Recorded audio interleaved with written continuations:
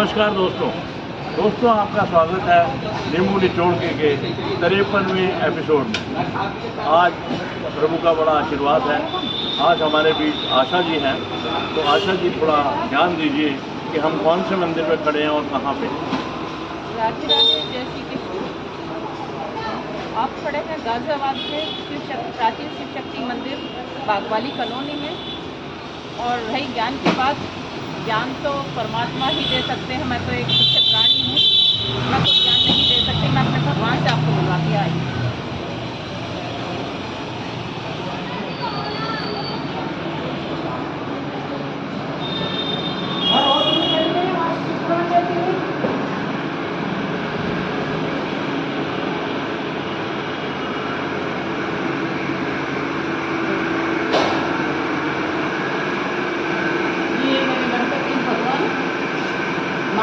मेरे शिव भोले के पुत्र, माँ पार्वती के लाडले,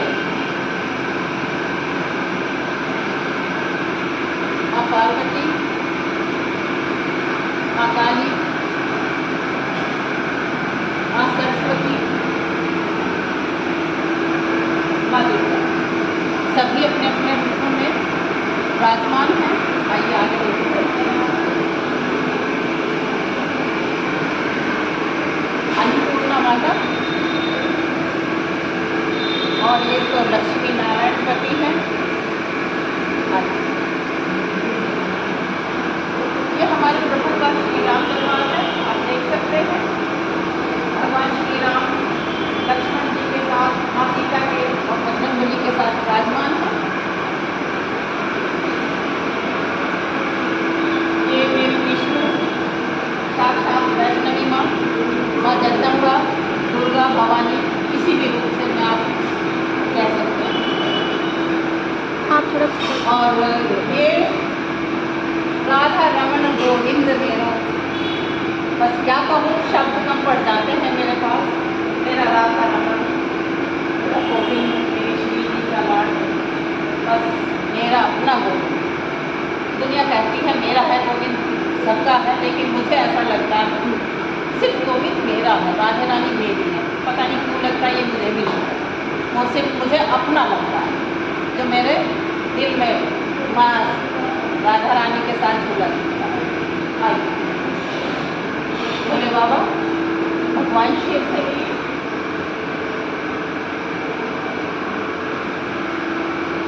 ये है भगवान विष्णु। भगवान विष्णु लक्ष्मी नारायण के साथ मेरे फिर राधा रमन, छोटे उसमें स्वरूप में विराजमान है राधा कृष्ण, मेरे राधा रमन गोपाल। और ये छाती बाबा कहते हैं। देखिए, मैंने देखा नहीं है, लेकिन ठाकुर बाबा कहते हैं, सुना है। इससे ज़्यादा मैं कोई बखान नहीं।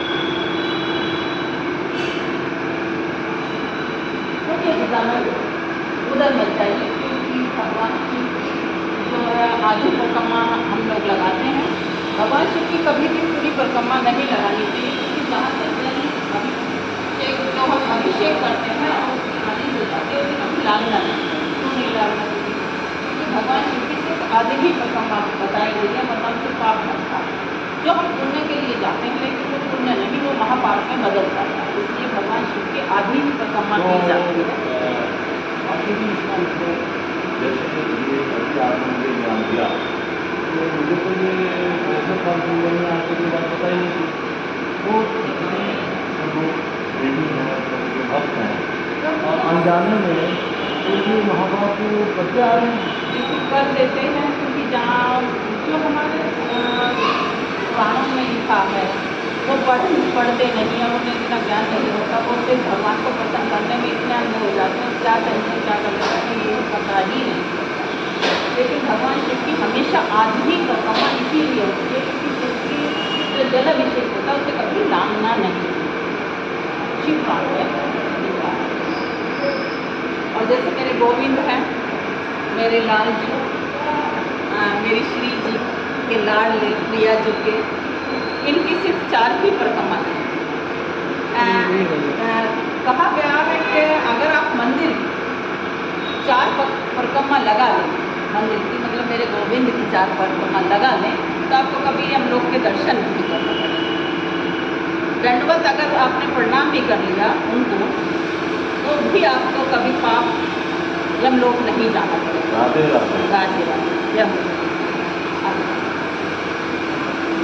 शिव जी का शिव तो शिव है, देखिए उनकी व्याख्या, हालांकि मेरे कन्हैया की नटखट है, नागर है, नंदकिशोर है, उन्हें तो बाल रूप से लेकर और जब तक उन्हें तो हम मन में दिखा के अनुभूति कर लेते हैं, लेकिन शिव तो हमें, शिव का कोई रूप नहीं, शिव को परिभाषित नहीं करता। और बोलेंगे और बरसात उनको हाँ, लाल जी बिल्कुल, सत्य ही शिव है, शिव ही सत्य।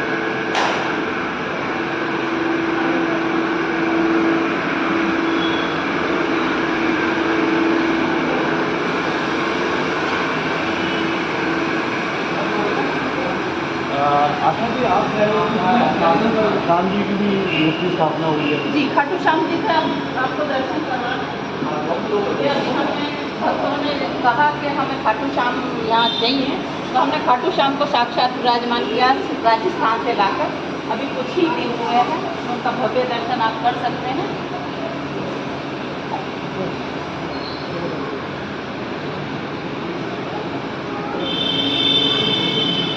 जय माँ काली।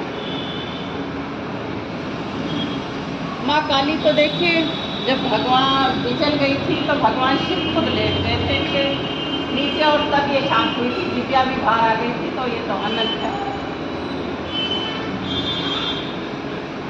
ये तो राम के रखवाले कहा जाता है, क्योंकि श्री राम के प्यारे लाडले बजरंगबली।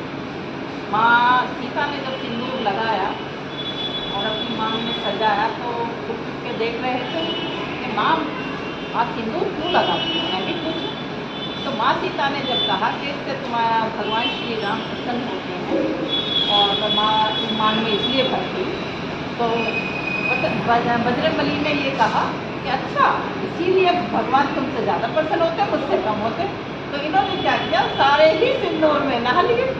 जब पूरे सिंदूर में नहा लिए पूरी तरीके से, तो नाचते गाते दरबार में पहुँचे। भगवान श्री राम का दरबार लगा हुआ था। बहुत जोर से मुस्कुराए भगवान श्री राम, तो बोले अरे हनुमत, ये क्या है? प्रभु, माँ सीता ने सिंदूर लगाया था मांग में, आप उनसे प्रसन्न होते हैं, तो मैं आज सारा ना लिया, इसलिए आप मुझसे ज़्यादा अधिक प्रसन्न होंगे, इसलिए आज से आप ज़्यादा मुझसे प्यार से दुलार करेंगे। ये दीन की लीला, भगवान तो भगवान है। आशा जी, जी प्रभु की लीला भी देखिए आप जी कि प्रभु राम ने पहला तो कभी डिक्लेयर नहीं किया कि मैं भगवान हूँ। फिर भगवान ने तो अपनी छोटी उंगली पे गोवर्धन उठा करके ये साबित किया कि मैं भगवान हूँ, और ये अपनी पूजा गोवर्धन पूजा जिसको हम कहते हैं वो शुरू कराई। लेकिन रामचंद्र जी ने कभी ये क्लेम नहीं किया कि मैं भगवान हूँ। और रामनवमी साल में एक बार आती, लेकिन उनके भक्त हनुमान के ऊपर हर मंदिर हर शनि हजारों लाखों टनों टन मनो मन पूरी दुनिया में मीठा चल रहा है। तो अपने से ज़्यादा भक्ति जो है पूजा वो भगवान ने करवाई है। ये इससे बढ़िया कोई सबूत नहीं होता। इससे बढ़िया ये आपने ठीक कहा, राम नाम अनंत है। राम से बड़ा राम का नाम हमने कई ग्रंथों में भी सुना होगा। राम से बड़ा क्यों है राम का नाम? राम के नाम पे तो पत्थर भी चलते हैं, समुद्र पे बांध सकते हैं। तो राम है, उनकी व्याख्या कौन करता है? आइए, ये शनि शिव मंदिर है, इधर से भी चले।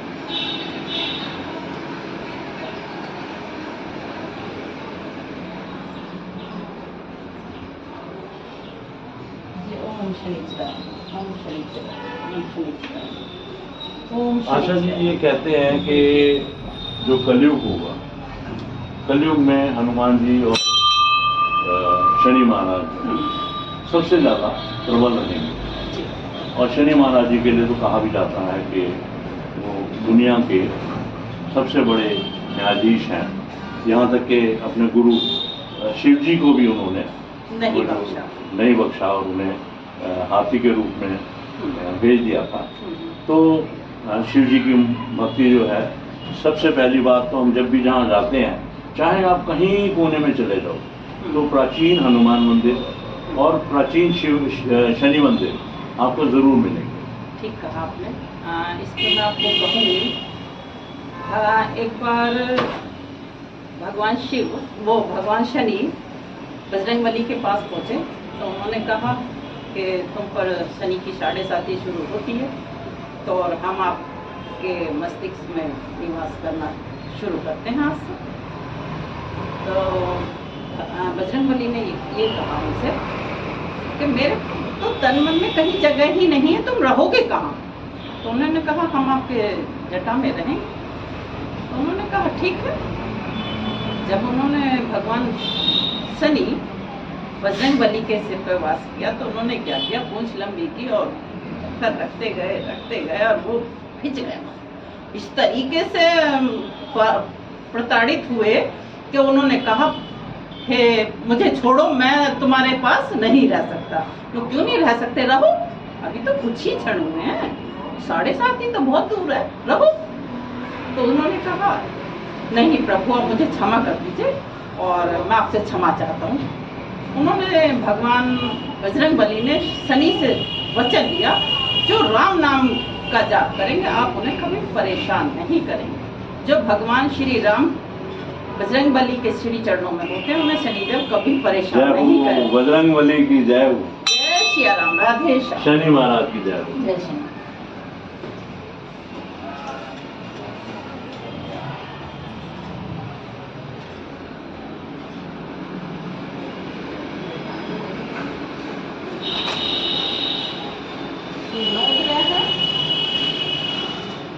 नोक है, आप देख सकते हैं। आप दर्शन कर लीजिए, नोगरा बताने की तो जरूरत है नहीं। नहीं। चलिए।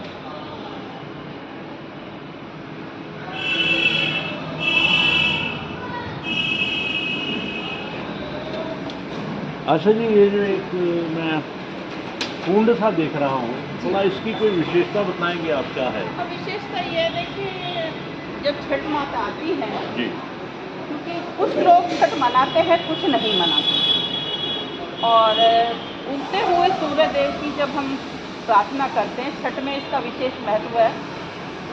ये कुंड हमने इसलिए बनवाया हुआ है क्योंकि आस्था परम है और उसकी कोई व्याख्या है भी नहीं है। तो जब हम छठ 3-4 दिन चलती है, तो हम इसमें जल भर देते हैं, जल अभिषेक करते हैं भगवान सूर्य देव का। तो सूर्य देव तो सबके हैं प्रभु, उन्हें तो उगते को भी नमस्कार और जाते को भी नमस्कार। चलिए।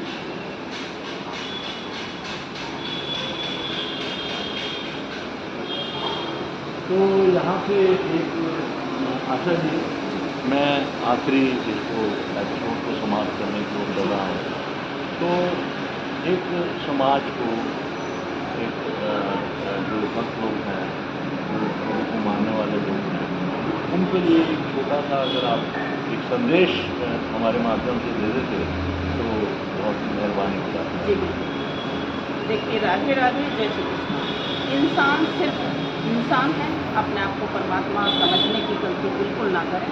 जितना हो सके इस शरीर से अच्छे और भले पुण्य करें। कि कोई अगर मदद के लिए है तो अपने हाथ बढ़ाएं, आगे मदद करें। कोई बेटी अगर पड़ोस में शादी लायक है और उस पर धन नहीं है तो धन अर्जित करके उसकी शादी करवाएं। कोई बीमार है तो आप बीमार आदमी को हॉस्पिटल पहुँचाएँ। हम ऐसा मानते हैं इंसान खुद कुछ नहीं करता, परमात्मा उससे करवाता है। तो अपने आप को परमात्मा के हवाले करके देखिए और राम और राधे में अपने आप को रमाइए, तो मुझे लगता है आनंद बहुत सुंदर होता है। राधे राधे, जय श्री कृष्ण। तो दोस्तों, इसी के साथ मैं आज के इस एपिसोड को समाप्त करूँगा और फिर आपसे कहूँगा कि अगर आपके पास कोई भी समस्या है या किसी समस्या का समाधान है या आपके अंदर कोई हुनर है, तो आप हम तक पहुँचिए। कमेंट बॉक्स में अपना नाम लिखिए, नंबर लिखिए, समस्या लिखिए या जो आपके अंदर हुनर है उसके बारे में लिखिए। हम आपको एक अच्छा मंच देने की कोशिश करेंगे। राधे राधे, जय श्री कृष्ण।